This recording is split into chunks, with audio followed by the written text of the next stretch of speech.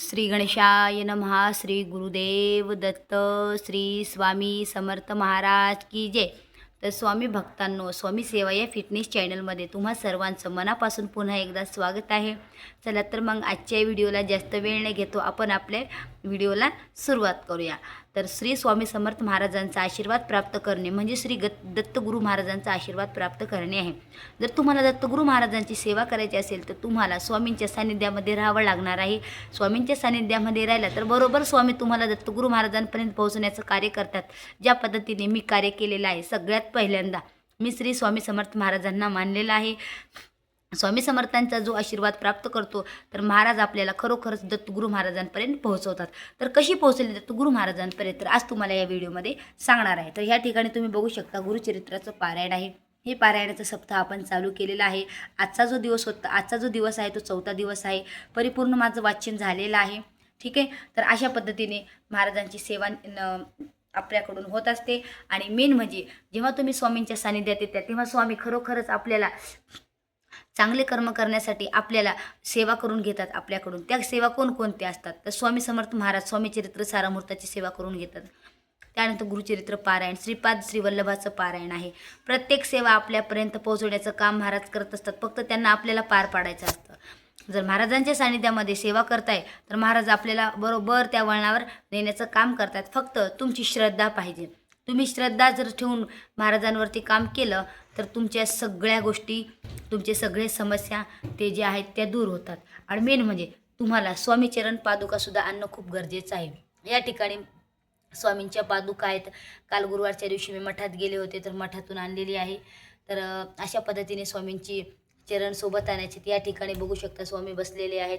ठीक आहे। तर अशा पद्धतीने सेवा करा, का तर सेवा करणं खूप मोठं कार्य आहे आणि ती सेवा मनाभावातून करणं हे सगळ्यात महान काम आहे। सेवा करणे म्हणजे दिवाबत्ती लावणे नाही, तर महाराजांना अंतकरणातून सेवा करणे। आणि ही सेवा आजची तुम्हाला मी शेअर केलेली आहे। आणि ह्या मेन म्हणजे माझ्या ह्या स्वामी सेवेच्या चॅनलला तुम्ही जास्तीत जास्त सबस्क्राईब करायचं आहे, जेणेकरून मी ज्या पद्धतीने सेवा करत असते, जी अनुभव मला येतात त्याच गोष्टी मी तुमच्यासोबत शेअर करत असते।